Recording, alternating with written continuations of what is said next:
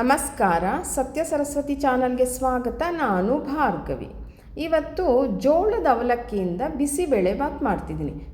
ಜೋಳದ ಅವಲಕ್ಕಿಗೆ ನಾನು ಹೆಸರು ಕಾಳು ಉಪಯೋಗಿಸಿ ಮಾಡ್ತಿದ್ದೀನಿ. ಅದು ಹೇಗೆ ಮಾಡ್ತೀನಿ, ಅದ್ರ ಜೊತೆಯಲ್ಲಿ ತಂಬುಳಿ ಅಂದರೆ ಈ ಕರಿಬೇವಿನ ತಂಬುಳಿ ಮಾಡ್ತಿದ್ದೀನಿ. ಬನ್ನಿ, ಬಿಸಿಬೇಳೆ ಬಾತ್ಗೆ ಏನೇನು ಬೇಕು ನೋಡೋಣ ಬನ್ನಿ. ಇಲ್ಲಿ ಜೋಳದ್ದು ಅವಲಕ್ಕಿ ಇಟ್ಕೊಂಡಿದ್ದೀನಿ, ಮತ್ತು ಹೆಸರು ಕಾಳು ಇಟ್ಕೊಂಡಿದ್ದೀನಿ. 1 ಲೋಟ ಹೆಸರು ಕಾಳು ಇಟ್ಕೊಂಡಿದ್ದೀನಿ, ಮತ್ತು ಹುಳಿ ಪುಡಿ ಇಟ್ಕೊಂಡಿದ್ದೀನಿ. ಇಲ್ಲಿ ಹುಣಸೆಹಣ್ಣನ್ನು ನೆನೆಸಿಟ್ಕೊಂಡಿದ್ದೀನಿ, ರುಚಿಗೆ ತಕ್ಕಷ್ಟು ಉಪ್ಪು, ಕರಿಬೇವು, 1 ದೊಣ್ಣೆ ಮೆಣಸಿನ್ಕಾಯಿ, ನೀರು. ಈಗ 1 ಲೋಟ ನಾನು ಹೆಸರು ಕಾಳು ತೊಗೊಂಡ್ರೆ 2 ಲೋಟ ಜೋಳದ ಅವಲಕ್ಕಿ ತೊಗೋತೀನಿ. ಅದನ್ನು ನೆನೆಸಿಡಬೇಕು. ಹಾಗಾಗಿ ಒಂದು ಪಾತ್ರೆ ತೊಗೊಂಡು ನೋಡಿ, ಇದರಲ್ಲಿ 1 ಲೋಟ ಇತ್ತು. ಅದರಲ್ಲಿ ನಾನು ಹೆಸರು ಕಾಳು ತೊಗೊಂಡಿರೋದ್ರಿಂದ 2 ಲೋಟ ಅವಲಕ್ಕಿ ತೊಳೆದು ನೆನೆಸಕ್ಕೆ ಇಡ್ತೀನಿ. ನೋಡಿ, ಇದನ್ನು ಅವಲಕ್ಕಿ ಅಂದರೆ ಇದು ನೋಡಿ ಜೋಳದ ಅವಲಕ್ಕಿ. ನೀವು ಈ ಕೆಲವ್ರಿಗೆ ಜೋಳದ ರೊಟ್ಟಿ ಇದು ಮಾಡೋಕ್ಕಾಗಲ್ಲ, ತಿನ್ನೋಕ್ಕಾಗಲ್ಲ ಅಂದವರು ಈ ಥರ ಅವಲಕ್ಕಿ ತೊಗೊಂಡು ಮಾಡ್ಕೋಬಹುದು.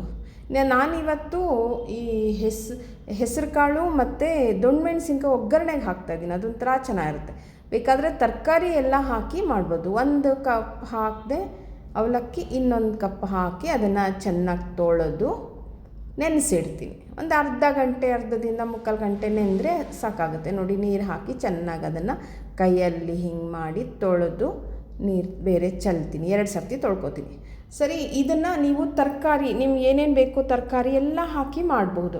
ನಾನಿವತ್ತು ಪ್ಲೈನು ಇದನ್ನು ಮಾಡಿ ಅವಲಕ್ಕಿ ಹೆಸರು ಕಾಳು ಹಾಕಿ ಬಿಸಿಬೇಳೆ ಬಾತ್ ಮಾಡಿ ಅದಕ್ಕೆ ಒಗ್ಗರಣೆಗೆ ದೊಣ್ಣೆ ಮೆಣಸಿನ್ಕಾಯಿ ಹಾಕ್ತಾಯಿದ್ದೀನಿ. ಅದೇ ಒಂದು ಸಿಂಪಲ್ಲಾಗಿ ಮಾಡೋಣ ಅಂತ. ಸರಿ, ಹಂಗೆ ಮಾಡ್ತಿದ್ದೀನಿ. ಬನ್ನಿ, ತುಂಬ ಚೆನ್ನಾಗಿರುತ್ತೆ. ಹೆಸರು ಕಾಳು ಹಾಕೋದ್ರಿಂದ ನಿಮಗೆ ಮಧ್ಯ ಕಾಳು ಇದು ಎಲ್ಲ ಸಿಗುತ್ತೆ. ಏನಂದ್ರೂ ನಿಮಗೆ ಹೆಸರು ಕಾಳು ಬೇಳೆ ಎಲ್ಲನೂ ತುಂಬ ರುಚಿ ಅಲ್ವಾ, ಹಾಗಾಗಿ ರುಚಿಯಾಗಿ ಚೆನ್ನಾಗಿರುತ್ತೆ. ನೋಡಿ, ನಾನು 2 ಸರ್ತಿ ತೊಳೆದೆ, ಅದನ್ನು ಮುಚ್ಚಿಟ್ಟೆ, ಅದು ನೆನಿಲೆ. ಇದನ್ನು ನಾನು ಹೆಸರು ಕಾಳನ್ನ ನೆನೆ ಹಾಕಿ ಅದನ್ನು ರೆಡಿ ಮಾಡಿ ಇಟ್ಕೊಂಡಿದ್ದೀನಿ. ಅದನ್ನು ನಾನು ಬೇಯಿಸಿ ಇಟ್ಕೋತೀನಿ, ಕುಕ್ಕರಲ್ಲಿ ಬೇಯಿಸಿ ಇಟ್ಕೋತೀನಿ. ಬನ್ನಿ, ಇವಾಗ ನೋಡಿ, ನಾನೆಲ್ಲ ಬೇಯಿಸಿದೆ. ಅದು ಅಂದರೆ ಕುಕ್ಕರಲ್ಲಿ ಹಾಕಿ ಚೆನ್ನಾಗಿ 2 ಸರ್ತಿ 3 ಸರ್ತಿ ಕೂಗಿಸ್ದೆ. ಅದನ್ನು ತೆಗೆದು ತೋರಿಸ್ತೀನಿ. ನೋಡಿ, ಚೆನ್ನಾಗಿ ಬೆಂದಿದೆ. ನಾನು ಕಾಳನ್ನ ನೆನೆಸಿ ಕುಕ್ಕರಲ್ಲಿ ಬೇಯಿಸಿದ್ದೀನಿ. ನೋಡಿ, ಚೆನ್ನಾಗಿ ಬೆಂದಿದೆ. ಈಗ ಅದಕ್ಕೆ ನಾನು ಎಲ್ಲ ಒಂದೊಂದೇ ಹಾಕ್ತಾ ಬರ್ತೀನಿ. ನೋಡಿ, ಈ ಅವಲಕ್ಕಿ ಇದೆಯಲ್ಲ, ನೆನೆಸಿಟ್ಟಿದ್ನಲ್ಲ, ನೋಡಿ ಹಿಂಗೆ ನೆಂದಿದೆ. ಅದು ಜೋಳದ ಅವಲಕ್ಕಿ, ಅದನ್ನು ಹಾಕ್ಕೋತೀನಿ. ಅದನ್ನೆಲ್ಲ ಹಾಕಿ ಸಾಮಾನ್ಯವಾಗಿ ಹೆಸರು ಬೇಳೆ ಹಾಕಿ ಮಾಡ್ತೀವಲ್ಲ, ಹೆಸರು ಕಾಳು ಹಾಕಿ ಮಾಡಿದ್ರು ತುಂಬ ಚೆನ್ನಾಗಿರುತ್ತೆ. ಇದನ್ನು ಸ್ಟವ್ ಆನ್ ಮಾಡಿಕೊಂಡು ಇವಾಗೆಲ್ಲ ನೀಟಾಗಿ ಮಿಕ್ಸ್ ಮಾಡಿ ಚೆನ್ನಾಗಿ ಬೆಂದಿದೆ, ಕಾಳೆಲ್ಲ ಚೆನ್ನಾಗಿ ಬೆಂದಿದೆ. ಈ ಟೈಮಲ್ಲಿ ನೀವು ತರಕಾರಿನ ಬೇಯಿಸಿ ಹಾಕ್ಕೊಳ್ಳಿ. ನೋಡಿ, ಅದು ಕುದೀತಾ ಇದೆ. ಇವಾಗ ಕುದಿಯೋದಕ್ಕೆ ಒಂದೊಂದೇ ಮಸಾಲೆ ಹಾಕ್ಕೊಳ್ತಾ ಬರೋಣ. ಈಗ ನಾನು ರುಚಿಗೆ ತಕ್ಕಷ್ಟು ಉಪ್ಪು ಹಾಕ್ಕೊಳ್ತೀನಿ. 1 ಸ್ಪೂನು ಟೀ ಸ್ಪೂನಲ್ಲಿ 1 ಟೀ ಸ್ಪೂನು ಕಲ್ಲುಪ್ಪು ಹಾಕ್ತೆ. ಇಲ್ಲಿ ಹುಳಿ ಪುಡಿನ ಹಾಕ್ತಾಯಿದ್ದೀನಿ. ಇವಾಗ 3-4 ಸ್ಪೂನ್ ಹಾಕ್ತೀನಿ. ಮೀಡಿಯಮ್ ಖಾರ ಇರಲಿ ಅಂತ. ನೋಡಿ, ನಿಮಗೆ ಖಾರ ಇನ್ನೊಂದು ಸ್ವಲ್ಪ ಬೇಕಂದರೆ ಹಾಕ್ಕೊಳ್ಳಿ, ಚೆನ್ನಾಗಿರುತ್ತೆ. ಇಲ್ಲ ಖಾರ ಕಡಿಮೆ ಬೇಕಂದ್ರೂ ಹಾಕ್ಕೋಬೋದು. ಹುಣಸೆ ರಸ ಒಂದು ಸ್ವಲ್ಪ ಹಾಕ್ತಾಯಿದ್ದೀನಿ. 2-3 ಸ್ಪೂನು ಟೀ ಸ್ಪೂನಲ್ಲಿ ಹಾಕ್ತಾಯಿದ್ದೀನಿ. ಯಾವುದೂ ಹೆಚ್ಚಿಗೆ ಇರಬಾರ್ದು. ಹುಳಿನೂ ಜಾಸ್ತಿ ಇದ್ದರೆ ನಿಮಗೆ ತಿನ್ನೋಕ್ಕಾಗಲ್ಲ. ಉಪ್ಪು ಎಲ್ಲ ಹದವಾಗಿದ್ದರೆ ಬಿಸಿಬೇಳೆ ಬಾತು ತುಂಬ ಚೆನ್ನಾಗಿರುತ್ತೆ. ನೋಡಿ, ಕುದೀತಾ ಇದೆ, ಚೆನ್ನಾಗಿ ಕುದೀಲಿ. ಅದು ಚೆನ್ನಾಗಿ ಕುದೀತಾ ಇದೆ. ನೋಡಿ, ಈ ಥರ ಕುದಿಬೇಕು. ಎಲ್ಲ ನೀಟಾಗಿ ಮಿಕ್ಸ್ ಆಗಿದೆ. ಅವಲಕ್ಕಿ ಮತ್ತು ಕಾಳು ಎಲ್ಲ ಚೆನ್ನಾಗಿ ಮಿಕ್ಸ್ ಆಯಿತು. ಅದು ಕುದ್ದಿದ್ದಾಯಿತು. ಇವಾಗ ಒಂದು ಒಗ್ಗರಣೆ ಮಾಡೋಣ. ಒಗ್ಗರಣೆಗೆ ಇದು ಇಟ್ಕೊಂಡೆ, ಬಾಣಲೆ ಇಟ್ಕೊಂಡೆ. ಅದಕ್ಕೆ ನಾನು ತುಪ್ಪದಲ್ಲೇ ಒಗ್ಗರಣೆ ಮಾಡ್ತಾಯಿದ್ದೀನಿ. ಏಕೆಂದರೆ ಈ ಕೆಲವರು ಮೊಸರು ಹಾಕ್ಕೋತಾರೆ, ಆವಾಗ ಕಹಿ ಬರ್ದಿರೇ ಇರಲಿ. ಇನ್ನೊಂದು ತುಪ್ಪದಲ್ಲಿ ಹಾಕಿದ್ರೆ ರುಚಿ ಚೆನ್ನಾಗಿರುತ್ತೆ. ಇಂಗು ಮತ್ತು ಸಾಸಿವೆ ಹಾಕ್ತೆ. ತುಪ್ಪ ಬಿಸಿ ಆಯಿತು, ಇಂಗು ಸಾಸಿವೆ ಹಾಕಿ ಅದು ಚಿಟಪಟ ಅಂದಮೇಲೆ ಅದಕ್ಕೆ ನಾನು ದೊಣ್ಣೆ ಮೆಣಸಿನ್ಕಾಯಿ ಹೆಚ್ಚಿಟ್ಕೊಂಡಿದ್ನಲ್ಲ ಅದನ್ನು ಹಾಕ್ತೀನಿ. ದೊಣ್ಣೆಮೆಣ್ಸಿನ್ಕಾಯಿ ಹೆಚ್ಚಿಟ್ಕೊಂಡಿದ್ದು ಹಾಕಿ ಅದನ್ನು ನೀಟಾಗಿ ಮಿಕ್ಸ್ ಮಾಡಿ ಅದು ಚೆನ್ನಾಗಿ ಆ ಒಗ್ಗರಣೆನಲ್ಲೇ ಚೆನ್ನಾಗಿ ಸಾಫ್ಟ್ ಆಗುತ್ತೆ ಅದು.